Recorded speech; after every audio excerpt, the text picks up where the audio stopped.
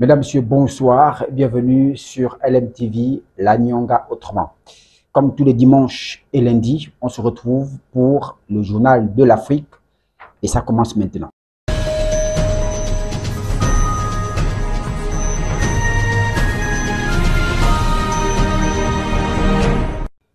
Bonsoir à tous.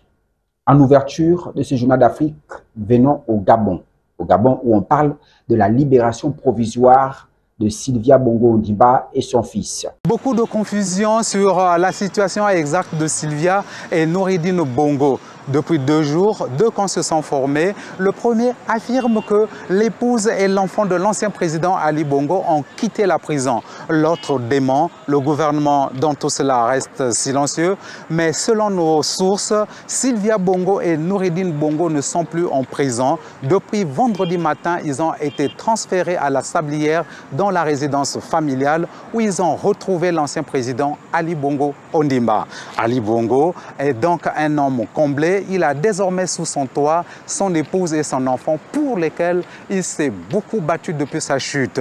Une source bien informée a expliqué que cette libération tient compte d'une résolution de l'Union africaine qui a réintégré le Gabon après les élections organisées dans le pays. L'Union africaine avait aussi exigé la libération immédiate de Sylvia et Noureddine Bongo. Les deux sont aujourd'hui assignés à résidence en attendant certainement leur possible procès car plusieurs chefs d'accusation pèsent contre eux. Ils sont poursuivis pour détournement de fonds publics et blanchiment de capitaux, entre autres. Allons à la cité du Vatican pour rencontrer Léon XIV. Reportage. Il est le premier pape américain, mais quelles sont ses origines? Depuis son élection pour succéder au pape François, Léon XIV, né Robert Francis Prévost à Chicago, voit ses racines scrutées de près.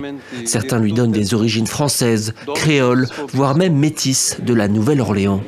Aux États-Unis, Yari Honora, spécialiste des familles louisianaises, a mené l'enquête. Ses recherches dans les archives du 19e siècle révèlent que les 4 arrière-grands-parents maternels de Léon XIV étaient classés comme personnes libres de couleur dans les registres de l'époque.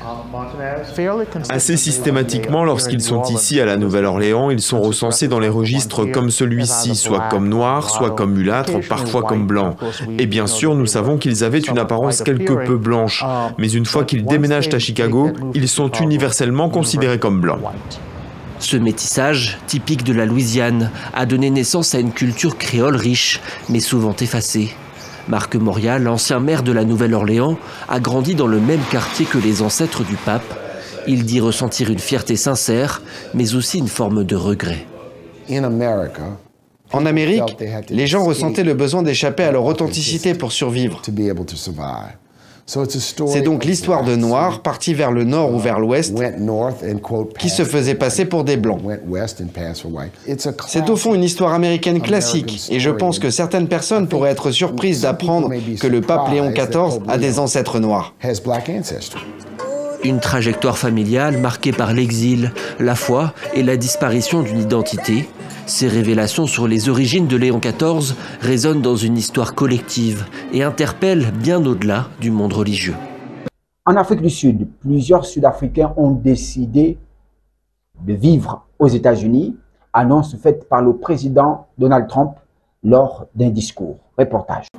Depuis plusieurs semaines en Afrique du Sud, ces rassemblements d'Afrikaners se multiplient. Ils se disent persécutés dans leur propre pays et saluent la décision de Donald Trump de les accueillir aux États-Unis. Ananda Baker anime une chaîne YouTube en plus de son métier de coiffeuse. Elle témoigne de sa volonté d'émigrer aux États-Unis. Nous avons payé des impôts, nous avons travaillé, nous nous sommes pliés, nous nous sommes tus. Pourtant, notre communauté reste invisible et inaudible. À sa grande surprise, un public américain est sensible à ses arguments. Une Américaine m'a écrit sur ma chaîne YouTube pour dire que ses bras sont ouverts pour nous et que nous sommes une nation vénérée. Je pense que lorsque j'ai entendu cela, j'ai presque pleuré. Des réseaux professionnels ont également émergé, comme celui de Katia Baden. Elle pointe notamment la violence en Afrique du Sud. Ce qui est assez choquant en tant que Sud-Africains, c'est que nous réalisons que nous sommes tous victimes de violences criminelles. En fait, nous avons tous 3, 4, 5 ou 6 histoires criminelles. Depuis le premier mandat de Donald Trump, ces récits ont infusé dans la société américaine et ont été relayés par des groupes d'ultra-droite. Mais ils n'offrent aux Américains qu'une vision tronquée de la réalité, selon ce spécialiste. Ce récit était le suivant. La législation gouvernementale est anti-blanche. Et je pense qu'il y a 4 ans, il a vraiment pris cette forme. Dénoncer non seulement un discours anti-blanc, mais aussi orchestrer la violence contre les Afrikaners, en particulier ceux qui travaillent dans l'agriculture. Un premier groupe de 50 Afrikaners devrait arriver la semaine prochaine à Washington, bénéficiant ainsi d'une souplesse exceptionnelle de la politique migratoire américaine. Johannesburg s'est dit inquiète de la situation. En Somalie, ce sont également les inondations qui ont secoué le pays. On parle de 200 familles sans abri et au moins 4 morts. Reportage. Dans les rues de Mogadiscio, les habitants tentent de débarrasser la route. Ici, un enfant a été emporté par une violente crue alors qu'il se trouvait sur la moto de son oncle. Hier soir, alors que nous roulions en moto, de fortes inondations ont emporté mes 2 neveux. L'un d'eux a survécu, l'autre a disparu. Nous pensons vraiment que notre petit garçon se trouve sous ces décombres. Une crainte confirmée par la fouille. Le corps sans vie de l'enfant a été retrouvé. Ce samedi, les rues de Mogadiscio sont encore sous l'eau. Selon le porte-parole de l'administration de la région de Banadir, au moins 7 personnes ont perdu la vie et 200 familles ont dû fuir leur maison, submergées par les eaux. 4 enfants de nos voisins ont été emportés par les inondations après l'effondrement de leur maison. On est toujours sans nouvelles d'eux, mais leurs parents ont été secourus. Pour certains habitants, le soutien des autorités est insuffisant face à la catastrophe. Nous avons vraiment besoin d'une aide urgente pour le peuple somalien. Comme vous pouvez le voir, nos maisons sont pleines d'eau. Les autorités gouvernementales sont reparties lorsqu'elles ont vu notre situation. Elles ne nous ont apporté aucun soutien et je suis sûr que les hauts responsables, comme le président Hassan, ne savaient pas ce qui se passait ici. Le pays se relève tout juste d'une précédente inondation meurtrière qui avait eu lieu mi-avril. Selon l'ONU, plus de 45 000 personnes avaient été affectées par des crues éclairs qui avaient fait 4 morts. Puis au Burundi, on parle de la campagne électorale liée aux élections législatives. Samedi dernier, les candidats ont manifesté leur mécontentement sur certaines situations, mais ils ont défilé et on dit être prêts à se rendre dans les urnes. C'est une cérémonie censée présenter une démocratie apaisée au Burundi. Ce vendredi, dans la capitale Gitega, des milliers de candidats aux élections législatives et communales ont ainsi défilé avec les couleurs de leur parti. Un pluralisme affiché sous le regard attentif du gouvernement, à qui les hommages sont rendus au passage devant la tribune. Mais le président insiste, la campagne aura lieu dans les règles. Parmi les fonctionnaires, il y a des candidats.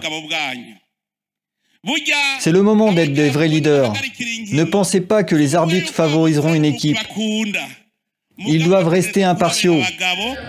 Un discours qui ne rassure pas tous les candidats, qui disent être vigilants quant à l'indépendance de la commission électorale. On ne peut pas dire qu'il n'y aura pas de problème. Il y en aura. Même si le président vient de le dire, il y aura des confrontations. Mais chaque fois quand il y aura, que l'arbitre soit effectivement une personne neutre. Nous avons vu que les démembrements de la CENI à la base ne sont pas totalement indépendants parce qu'ils sont toujours collés à leur parti politique de provenance. La CENI était déjà au cœur d'une controverse au début de l'année, alors qu'elle a écarté la candidature de l'opposant principal, Agathon Rwasa, également arrivé deuxième lors de la dernière présidentielle en 2020. La coalition Burundi-Bwabose, dont fait partie Agathon Rwasa, était d'ailleurs absente du défilé. Elle a dans un premier temps boycotté l'événement avant de dénoncer l'exclusion injuste de ses candidats et le manque de carburant chronique au Burundi. Parmi les discours, celui du président du Congrès national pour la liberté égratigne un peu plus la communication du président. Dans le pays, des membres des partis d'opposition sont battus, malmenés et ne peuvent pas exercer leurs activités politiques librement. Certains fonctionnaires ne tolèrent pas la présence des partis d'opposition dans les régions qu'ils dirigent. D'après la CENI, 23 partis politiques sur les 37 agréés participent au double scrutin législatif et municipal qui se tiendra le 5 juin prochain. Point final. à ce journal d'Afrique. Je vous dis au revoir. On se retrouve dimanche prochain.